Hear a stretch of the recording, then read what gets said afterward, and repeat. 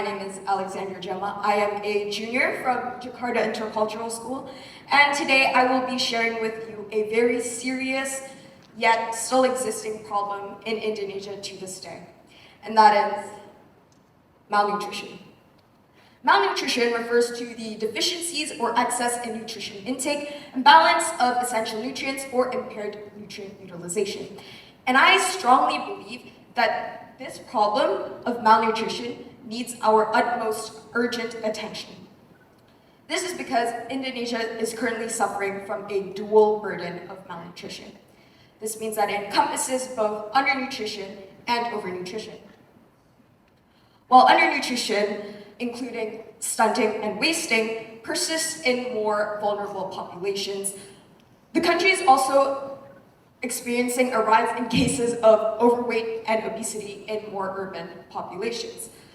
Though these two types of effects of malnutrition may seem extremely polarizing, undernutrition and overnutrition, they both still heavily damage and influence an individual's health and well-being. And even more, this means that malnutrition is so much more dangerous than we think, because it can affect anyone really, whether you come from a low-income household or a high-income household. Now, a common misconception about malnutrition is that it is caused by the lack of foods available. Though this may be true to a certain extent, the problem of malnutrition in Indonesia does not lie within the lack of foods available in general, or rather, it is caused because people do not have access to quality, wholesome, and nutrient-dense foods, such as meats, fish, fruits, and vegetables.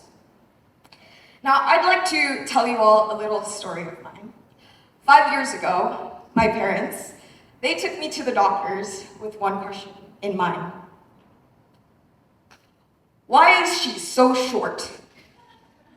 In this picture, I was 13 years old, and as you can see, I was about the same size as my then 7-year-old sister.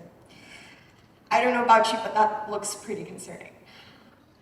Yeah, so I've lived in Jakarta my whole life, and this means that my parents never really had an issue with giving me food. I wasn't underweight or overweight either, so what seemed to be the problem? When the lab results came out, we were mortified to find out that I was deficient in almost every micronutrient they tested for. This included vitamin A and iron or zinc, which are all essential for growth. Upon further investigation, we found out that, like many other Indonesians and people globally too, that I had fallen victim to a side effect of globalization. The rising production of junk foods has resulted in malnutrition being ever pertinent in large cities as they are in small villages.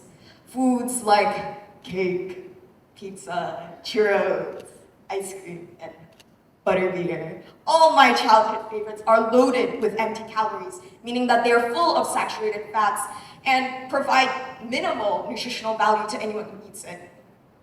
And yes, sure, people get to be full at the end of the day at convenient costs thanks to junk and processed foods.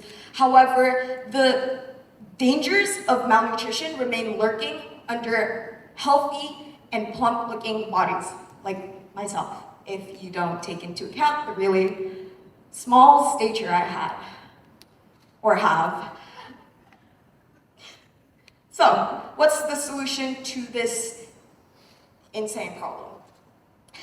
Because of the complex roots of malnutrition in various parts of Indonesia, I've decided to focus on the one thing every Indonesian has in common: rice. Rice holds a very special place in the hearts and diets of Indonesians. It is extremely affordable and accessible, making it the nation's staple food and cultural symbol, deeply ingrained in its culinary traditions. So, what do we do with the rice? We fortify the rice. Rice fortification involves a process of adding essential vitamins and minerals for growth into rice, thereby enhancing its nutritional values.